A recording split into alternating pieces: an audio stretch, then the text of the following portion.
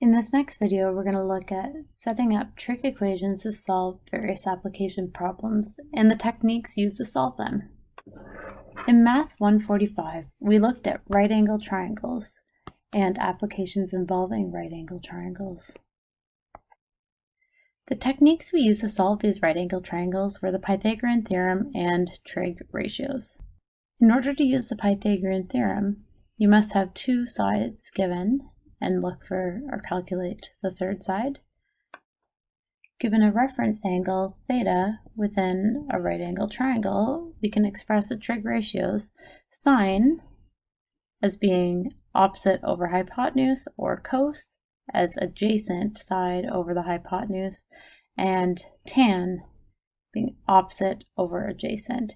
And you may need to review some of these trig ratios and how to use them, and you can look back at your Math 145 notes. These formulas work very well. They're great, but the only problem is we must have a right angle triangle in our application problem.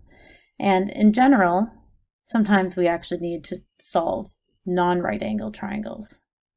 So to solve for missing information in an oblique triangle, where oblique triangles refer to a non-right angled triangle, we need to use other methods, and these equations that we need to use are called the law of sines or the law of cosines. And what are these laws? They're just new formulas that we use to find angles or side lengths, given other information about the triangle.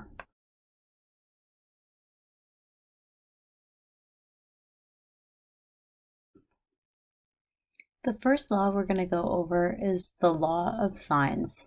It's also known as the sine law.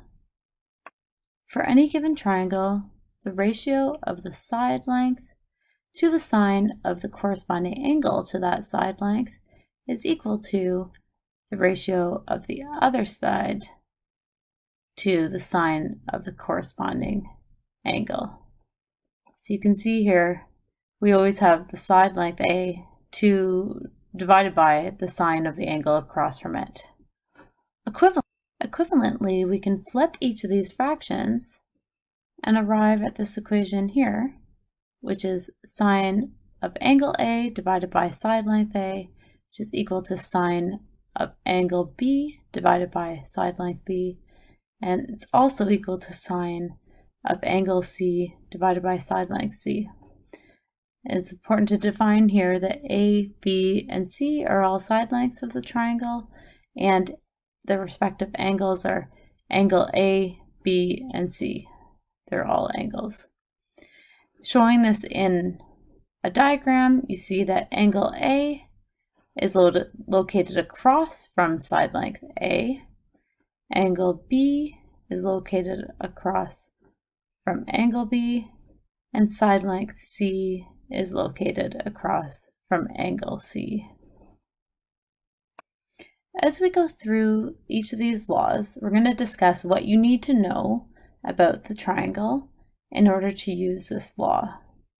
In order to use the sine law, you need information on two of the sides as well as one angle, or two angles and one side.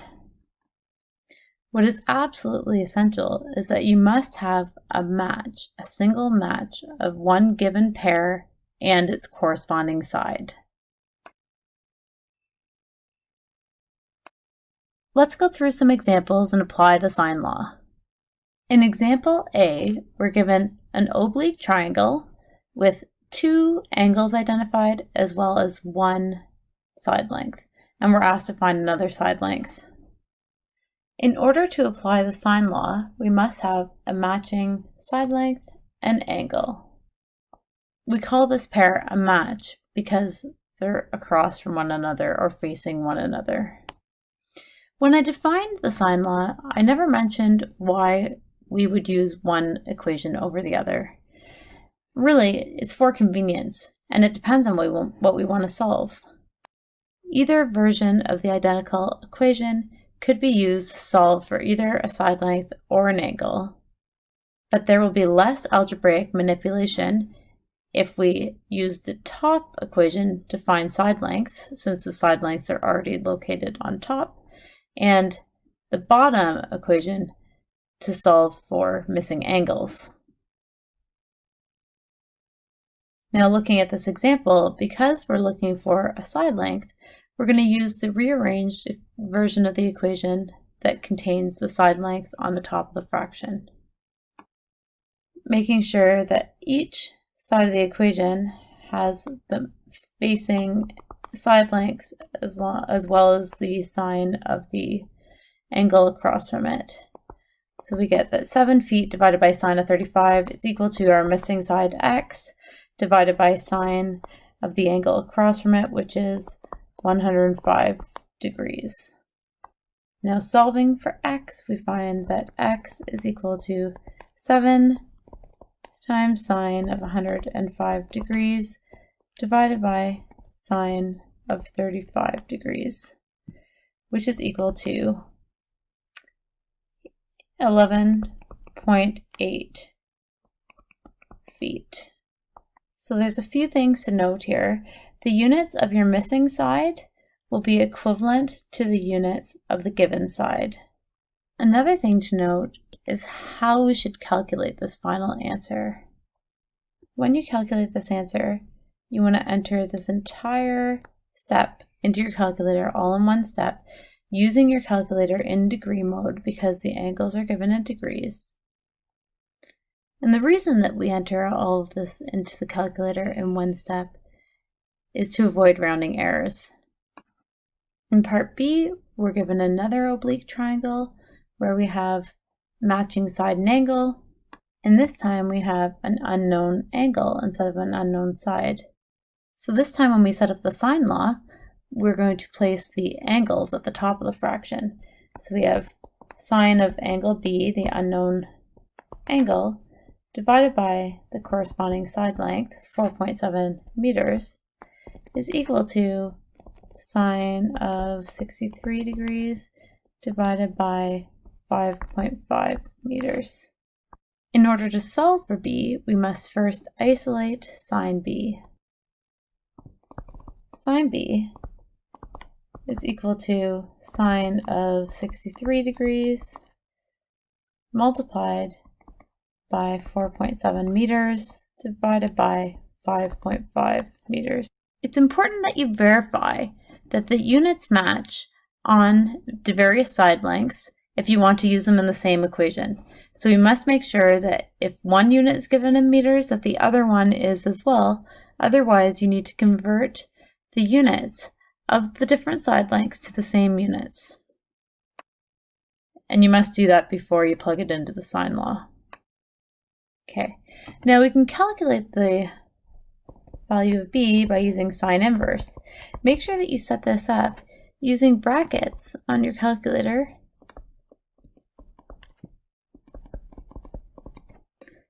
And again, this entire angle can be calculated all in one step on your calculator to avoid rounding error. Now when we solve for B, we find that B is equal to 49.6 degrees. If we were solving this equation not related to a triangle problem, we would consider other solutions. Because angles within the triangle are limited to being greater than 0 and less than 180 degrees, we would only consider possible solutions that fall within the first and second quadrant.